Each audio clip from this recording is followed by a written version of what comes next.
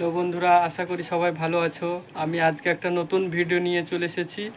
গ্রানাইটের সিঁড়ি বানাবো, আর আমরা ধাপে দেবো গ্রানাইট, এবং রেজারটা যেটা হয় সেটা দেবো হোয়াইট টাইলস দিয়ে, 2-4 টাইলস। এবং এখন আমাদের মালটা কেটে কুটে রেডি করে নিচ্ছি। ফাইনাল সিঁড়িটা আপনাদেরকে দেব। যদি আপনাদের পছন্দ হয় তো শেয়ার এবং লাইক অবশ্যই করবেন।